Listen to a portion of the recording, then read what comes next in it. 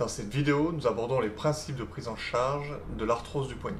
Le topo a été réalisé par William Gerbeau sous la direction de Hugo Pelé.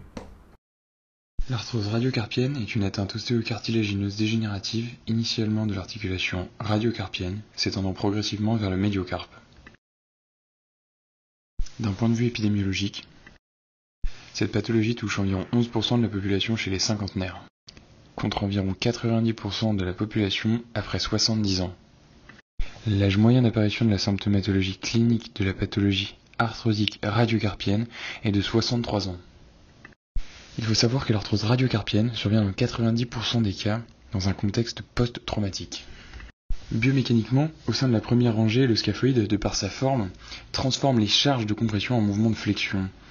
Grâce au ligament scapho-lunaire, elle transmet ce mouvement au lunatome.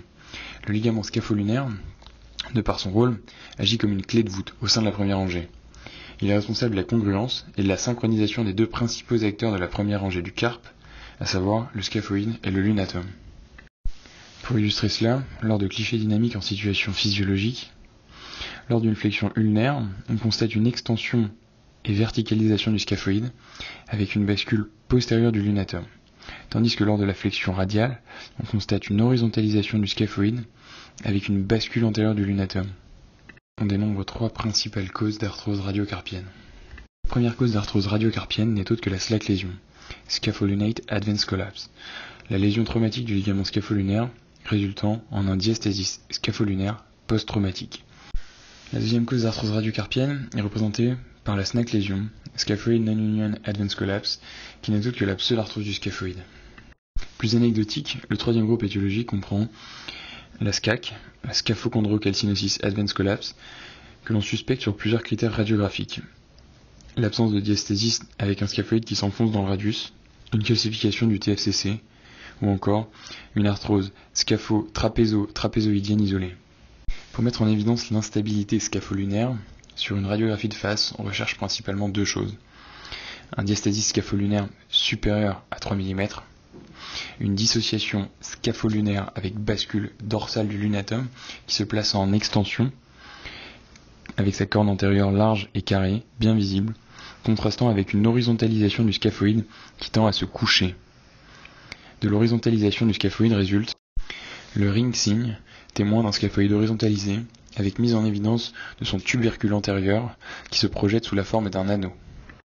Sur la radiographie de profil, on recherche une bascule dorsale du lunatome en dizzy, avec un angle scapho-lunaire supérieur à 60 degrés, ainsi qu'une paire de l'alignement radius lunatum capitatum M3, occasionnant une augmentation des angles radiolunaires et lunocapital supérieur à 30 degrés.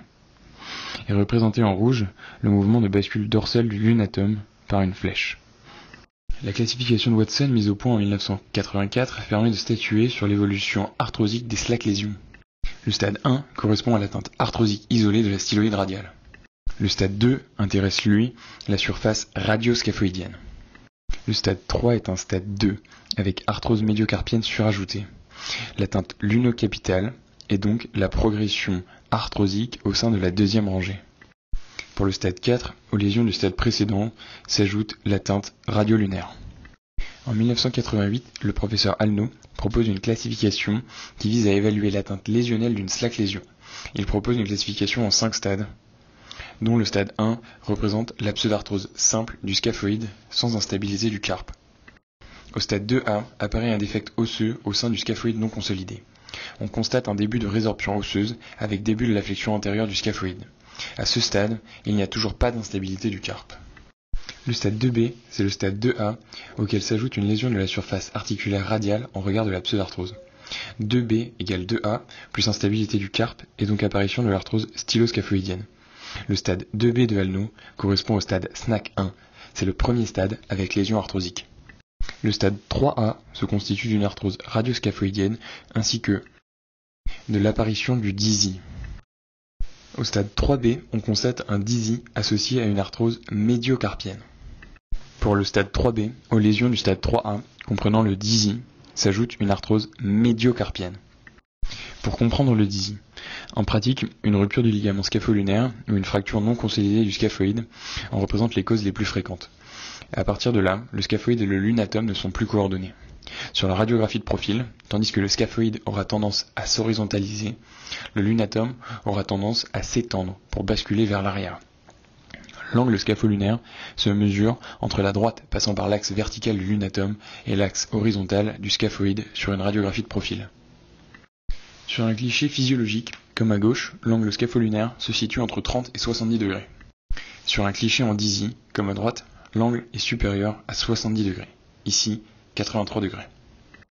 L'évaluation des patients suivis pour leur arthrose radiocarpienne se fait selon 4 grands axes. L'évaluation des mobilités articulaires, la cotation de la douleur, la mesure de la force disponible, le bilan d'imagerie, radiographie, plus ou moins dynamique, scanner, arthroscanner ou IRM. Pour simplifier la réflexion thérapeutique, la première étape consiste à évaluer la demande de notre patient, une amélioration fonctionnelle ou bien une antalgie par exemple. Sur les douleurs, de très bons résultats par mise en place d'orthèses ou adaptation de postes de travail sont constatés.